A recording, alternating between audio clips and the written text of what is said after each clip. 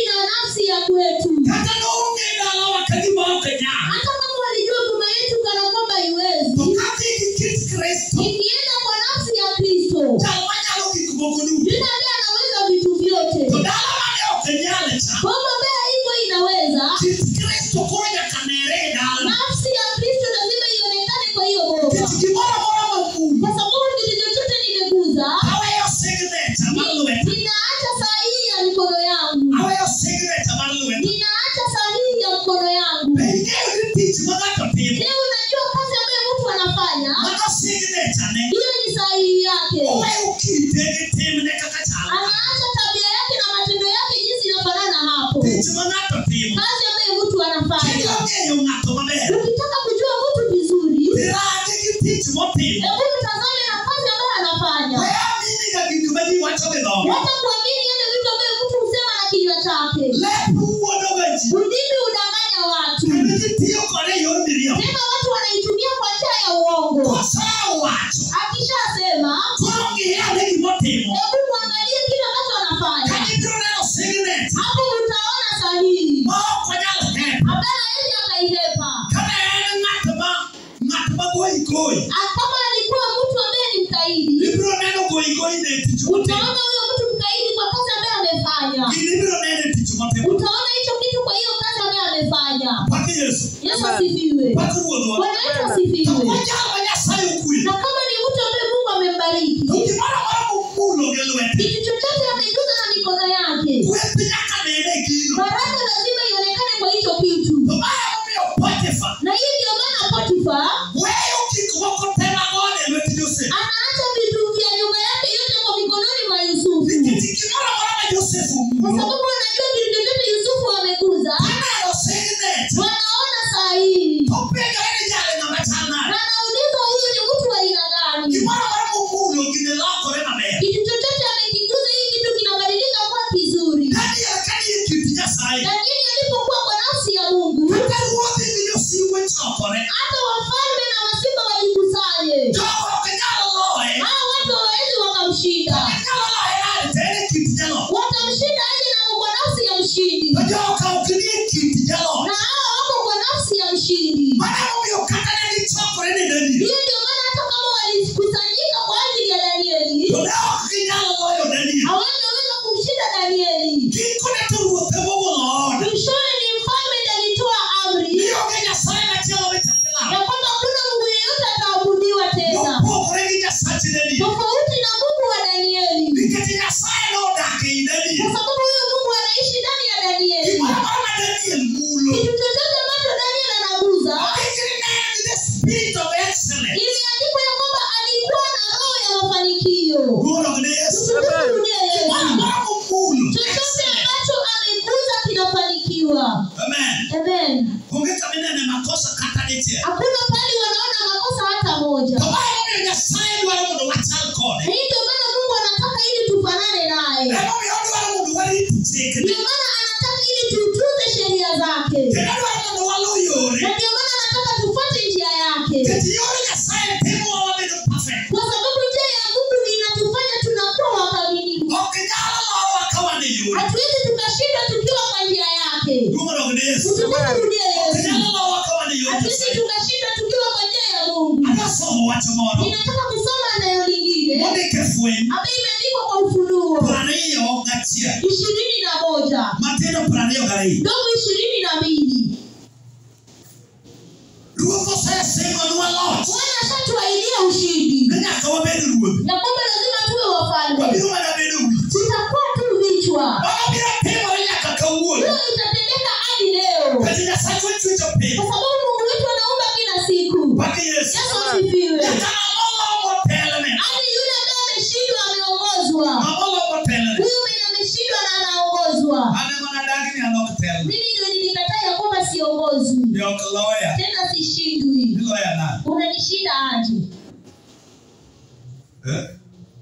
Iloya nade? Kelo kian. Kama mimi nikiwa kiongozi, mimi ni kiongozi tu kivyangu. Onge dhano mane ochwero telne dhano wade. Huyo mwanadamu aliumbwa aongoze mwanadamu mwenzake. Nyasaye ok ochwe dhano mondo otelne dhano. Mungu haumbi mwanadamu ili aongoze mwanadamu. To ng'ato ka ng'ato tele e yore. Kila mmoja anaongoza katika njia yake.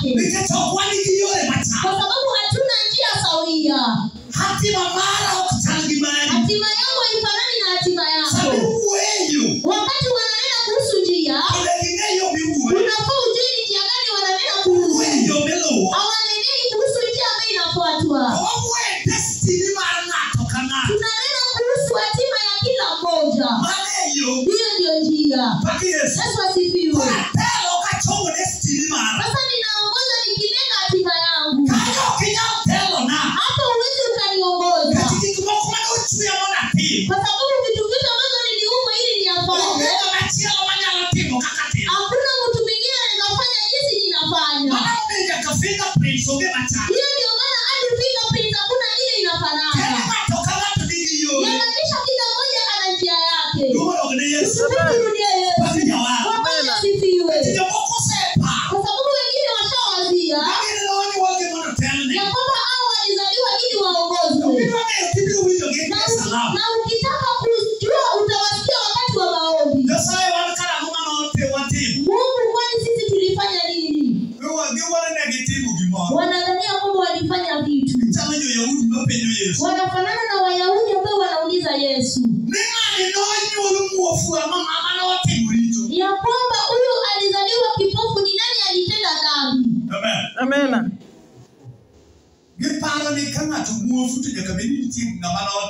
Wanadhania kwamba mtu akiwa kipofu huenda kunao mtu alifanya kitu. Na Yesu anawakataza. Huyu hakuzaliwa kipofu kwa sababu ya dhambi ya wazazi wake ama dhambi yake yeye mwenyewe. Alizaliwa kipofu ili nguvu ya Mungu ionekane kwake akiponywa. Asifiwe.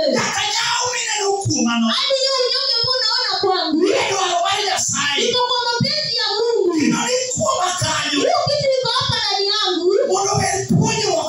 ili niwe funzo kwa mtu mwingine. Ili niwe funzo kwa mtu mwingine. Mimi nishagundua tu kwa sababu nikikuwa kunao vitu niliyapitia na vitu ambavyo niliyafanya. Nilikuwa ninadhania ninayafanya tu, leo ninagundua kwa sababu wale ambao walifuata hiyo njia, wale ambao wanataka kufuata njia inayofanana na yangu. Tena mimi useme ya kwamba nilitumwa kwa hao watu wadogo. Hao watu wadogo huwa ninawaongelesha sana. Kama wewe si wa kusikia, wewe lazima utavunjika. Wewe lazima utavunjika. Yesu asifiwe. Kwa sababu hakuna kitu utafanya ambayo mimi sikufanya. Hakuna kitu utafanya ambayo mimi sikufanya. Tena siku zote ninagundua ya kwamba mimi nilifanya mabaya kukuliko. Na nimefanya niko na kwa kujua mingi kukuliko. Kwa sababu hakuna kitu nilifanya ama nilipitia ambayo nimesahau nayo hata moja.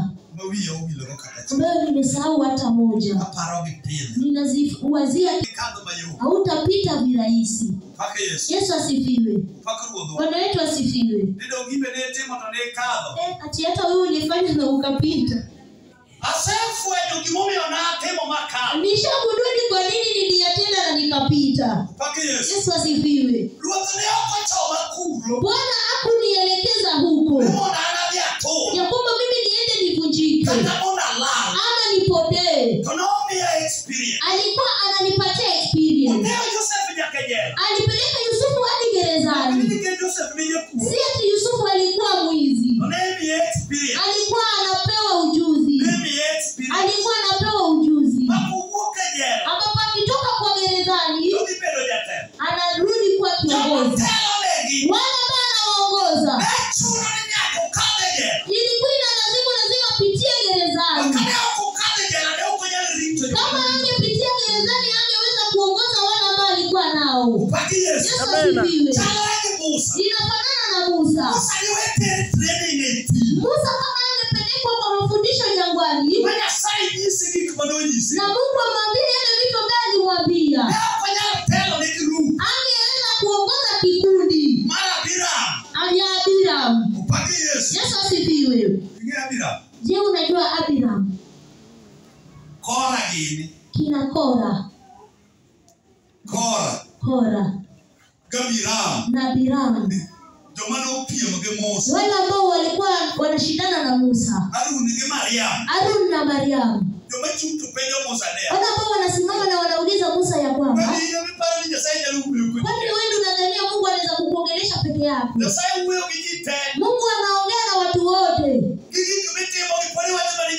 Hizi vitu unavitenda bado unasema kutokea. Hakuna Musa kiti kando. Hata sisi tunataka kuambia watu vitu Mungu anasema sisi ndio bado tumetunza utakatifu. Yesu asifiwe. Wacha nikwambie siri nyingine. Mwenye amepakwa wa Mungu, wakati umemuona kwa udhaifu wake, huu wakati ndio ako hatari sana. Kuna mtu anataka kukufa hapo. Kwa hiyo wakati kuna mtu anakufa, tena jora wa Mungu unazunguka tu hivi, anangojea tu yule ambaye anataka kucheka na yule ambaye anataka kunena. Yesu asifiwe. Bwana wetu asifiwe. Ukitaka kujua kile ambacho iliua Mariamu ni hiyo. Walipata Musa kwa udhaifu wake, hao wanacheka. Mungu akawauliza, enyi nani amewaeka? Je, mnajua huyu mtu ambaye anaitwa Musa? Hadi wakati yeye ni mdhaifu, Musa ana nguvu sana. Jora wa Mungu unataka kuchapa watu. Ukiona mwenye amepakwa katika udhaifu wake, hebu jihadhari sana na kitu ambacho unasema. Jora wa Mungu unataka kuua mtu, inataka kuua mtu. Yesu asifiwe. Bwana Yesu asifiwe. Huu wakati huu jora inaua. Daudi katika unyonge wake, taifa lingine lilikusanyika kwa ajili yake, ambao wanasema kwamba umetenda dhambi, hautaiongoza tena. Tena mwenye hekima ambaye agano linasema alishinda hadi Suleimani kwa hekima, ambaye anaitwa Ahithofeli, mshauri wa Daudi, anasema na hili dhambi ambaye Daudi amelitenda hata tuongoza. Tunajua Mungu anachukia dhambi sana. Wanaambia Daudi ya kwamba kiti kando, tunachagua mfalme mpya, na wanachukua Absalom na wanamweka kwenye uongozini. Wakati Daudi anakimbia akienda kujificha, Yesu asifiwe. Nimesema mwenye amepakwa, wakati utamuona kwa udhaifu wake, anafanana ni kana kwamba anakimbia naenda kujificha. Huu wakati ndio yeye ni hatari sana, anaua mtu. Yesu asifiwe. Kwa sababu hao ambao wamepakwa utumeshuhudia Bwana, hata nao ni wanadamu, wanaweza tenda dhambi. Kinachonifurahisha na kitu kichungu, hao wakionyeshwa dhambi zao, usidhania kama huwa wanakataa. Huyo kitu inawadunga kama mkuki, wanakimbia wakirudi kwake Mungu, wanasema Bwana, mimi. Ukisoma maombi ambayo Daudi aliomba nayo wakati alikuwa anakimbia, Daudi anasema ya kwamba Mungu, mimi ninajua nishakosa, tena nimekubali unihukumu. Mungu, si hata nami pia ni mwanako tu. Na sasa hao ambao wamenishtaki, kwani hao hawana dhambi? Hebu Bwana watazame ili uwaone. Yuko wapi yule ambaye anabadilika hata mmoja? Unajua yeye ashabadilika na shakubali. Ashabadilika na akakubali ya kwamba ashatenda dhambi na amekubali ya kwamba yeye ni mwenye dhambi. Bali wanakimbia wakinena hakuna, wanakimbia wakinena Mungu dhahiri. Yesu asifiwe. Wale ambao wajapakwa wakitenda dhambi wanajificha, waendi kwake Mungu, tena huwa wanakana kwa midomo yao. Daudi alikimbia akienda kwake Mungu, na anajua huyo Mungu akishabadilika, anaambia Bwana ya kwamba Jehova sasa inuka juu. Inua jora wako ili unenge madui wako dhahiri. Hebu watazame kama wana dhambi. Anawaambia kwamba kumbuka hali dhambi waliotenda wakiwa vijana. Kumbuka hali dhambi ambayo walitenda wakiwa wadogo. Hiyo siku Mungu alimfagia watu kwenye kambi kana kwamba anawamaliza. Hadi Absalom ambaye aliwekwa kwenye uongozi. Agano linasema kwamba yeye alikwama kwa miti. Akiwa anakimbia na farasi. Ambaye Bwana ndiye ameelekeza. Ndio ilienda ikashika shingo yake. Ni mtu ndio ikashika shingo yake. Yoabu aliposikia kwamba bado yu mzima. Akasema ya kwamba mkimpata amekwama kwa miti, kwa nini mmemwacha? Na hao ni maadui wa Jehova. Alienda akamdunga na mkuki. Na matumbo yake ikamwagika chini. Neno ambaye Daudi aliposikia ya kwamba ni kijana wake na ametangulia kufa. Daudi alilia karibia kufe. Na hakujua kwamba ni yeye alitengeneza. Kwa sababu alisema kwamba tazama maadui wangu wote. Na alisahau ya kwamba ni kijana wake ako kati ya maadui. Hao ndio wale ambao wanashindana naye wanamkimbiza. Na alipoenda ili anenge Yoabu na neno, agano linasema kwamba Yoabu alimuuliza ya kwamba kwani ilikuwa kitu kizuri kama sisi ambaye tuko naye sisi ndio tunapaswa kufa na maadui wa Jehova ili wawe wazima. Tena wewe unaona kama kijana wako ni mzuri, na sisi tunapiga vita kwa ajili yako. Agano linasema kwamba alitoka mbele ya Daudi akiwa sasa amebadilika macho, ya kwamba huyo akirudi kwa upande wa maadui hata naye tunammaliza. Neno ambaye ilifanya Daudi aliacha kulia pale alikuwa anaomboleza kijana wake.